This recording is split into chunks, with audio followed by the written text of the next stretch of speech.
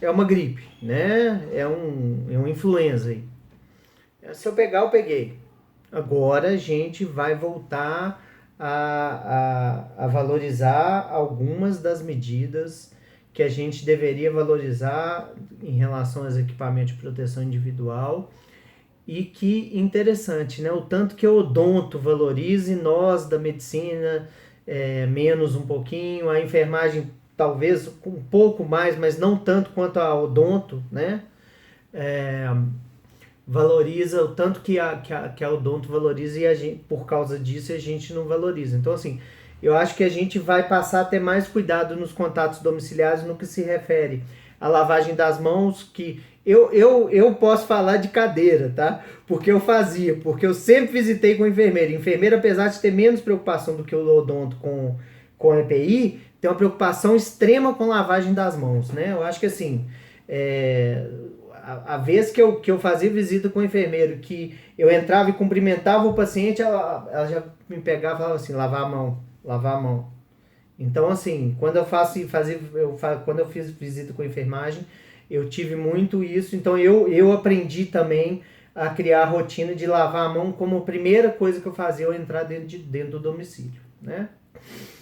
Ah, mas eu acho que, por outro lado, a gente vai passar a usar o cuidado domiciliar de uma forma diferenciada.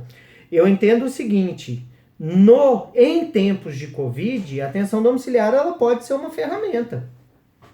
Ela não é a única, porque assim, a telemedicina é uma ferramenta muito boa também, mas, por exemplo, se você partiu da telemedicina para aquele paciente que precisa ser avaliado, você está vivendo um momento de pandemia, e você tem a possibilidade, depende da unidade que você está e depende do transporte, enfim, depende de uma série de coisas. Mas você tem a possibilidade de um veículo ou do seu veículo chegar na casa do paciente para fazer esse cuidado, é melhor você fazer uma visita domiciliar ao paciente é, do que você pedir para o paciente ir na unidade. Ele vai estar menos exposto. Então essa é uma situação. Outro ponto, atenção domiciliar, né? Ela é uma porta de saída, aí já falando mais até de serviços de atenção domiciliar, mas também o nosso da atenção primária, né? Quando a gente está falando de hospital, que está precisando leito, etc e tal, o serviço de atenção domiciliar pode ser uma porta de saída para você liberar leito hospitalar para entrarem os sintomáticos respiratórios graves e mesmo de CTI, porque assim, você tem um paciente estável em ventilação mecânica, é uma ventilação mecânica às vezes invasiva. É lógico que assim, você tem SADs que atendem ventilação mecânica invasiva e SADs que não atendem. Mas naqueles que atendem, você pode dar uma alta de CTI. E mesmo na ventilação mecânica não invasiva, você pode levar esse paciente para o cuidado domiciliar. Às vezes é um idoso com pneumonia e que está na oxigenoterapia ou na ventilação mecânica, você leva para o serviço de atenção domiciliar. E aí com isso a gente libera leitos. E por outro lado, manter o serviço de atenção domiciliar funcionante, manter nossas visitas domiciliares, fazem com que a gente aborde a segunda e a terceira daquelas 4 curvas de extrema demanda que nossos serviços todos vão ter, né? Lembrando, não é que são 4 curvas de Covid. A primeira curva é da Covid-19, que pode, né, ser uma curva que vem 2 vezes assim, pode ser que aumente o número de casos, enfim, mas é uma curva de morbidade, de mortalidade importante e que inclusive deixa sequelas. Pessoas que estão tendo alta de Covid estão indo para casa com fisioterapia respiratória, estão vindo para casa com redução da função pulmonar. Isso está existindo. Aí a segunda onda que já está presente nos nossos serviços e nós precisamos abordar é a onda do paciente com doenças agudas, queixas agudas que evitam a ida ao serviço para não serem contaminados. E aí nós temos uma série de pessoas que chegam com, por exemplo, um evento cardiovascular ou cerebrovascular que deveria estar dentro dos 30 minutos de abordagem para anticoagulação, por exemplo, e que evitam de ir à unidade. E isso vai gerar pacientes com sequela. Pacientes com apendicite, com peritonite, pacientes com pancreatite, que ficam em casa para evitar uma ida ao pronto-socorro e que chegam com quadros agravados, às vezes com já com um quadro abdominal grave e por aí vai. Isso nós podemos pensar para as doenças respiratórias, mesmo as não Covid, enfim, para todas elas, né? Para as doenças infecciosas, por exemplo, uma pielonefrite, né? Às vezes você pode chegar com um paciente séptico porque não procurou o serviço por causa de uma pielonefrite, né?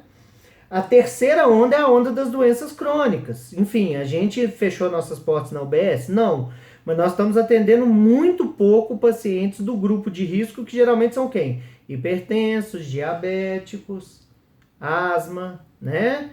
Então, assim, o nosso processo de cuidado, de educação e saúde não está sendo performado. Esses pacientes podem vir a descompensar e ter as sequelas. E a quarta onda é aquela onda, né, da subida das doenças de saúde relacionadas à saúde mental. Para todas essas ondas, o cuidado domiciliar se apresenta como solução.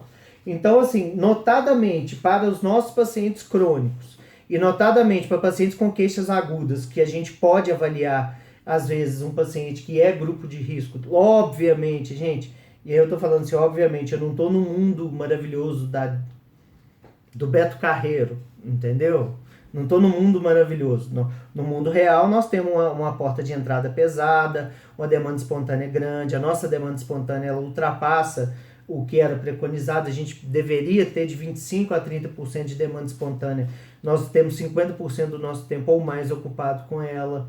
Nem todo mundo consegue fazer acesso avançado, né? Então, nossas agendas são cheias. Mas, enfim, lançar mão da visita domiciliar como uma possibilidade de abordar esses agudos, segunda onda, ou a terceira onda, que são dos crônicos, que podem agudizar ou que precisam de um cuidado continuado, são uma forma da gente abordar. E a quarta onda vai vir disso tudo, né, gente? Na verdade, a quarta onda vai vir de todas as três ondas, quer dizer, o crônico que perdeu funcionalidade, o que teve um quadro agudo e perdeu funcionalidade, a perda de um parente por um quadro agudo, seja Covid ou não, a impossibilidade de você enterrar seu paciente com os ritos do luto que são necessários, né? Eu não me imagino enterrando, pela minha questão cultural, mas enterrando um parente meu com o caixão fechado, sem poder pegar na mão e despedir, né? É uma situação que para mim vai ser, eu não vou conseguir elaborar bem o meu luto. Então essas pessoas talvez não elaborem bem também, no enterro que tem 2 pessoas e 30 minutos, né? Que não poder se despedir do seu familiar, é uma questão, né? A questão relacionada também à econômica, a perda de empregos e perda de serviços e falência, que vão ser secundárias, a questão da Covid-19, né? Também é uma situação que vai gerar também estresse e dano psicológico, né? Então, em todas essas situações, eu acho que a atenção domiciliar ela vem para ajudar. Desculpa o tamanho da resposta. Vocês viram que eu estou só um pouquinho prolixo, né?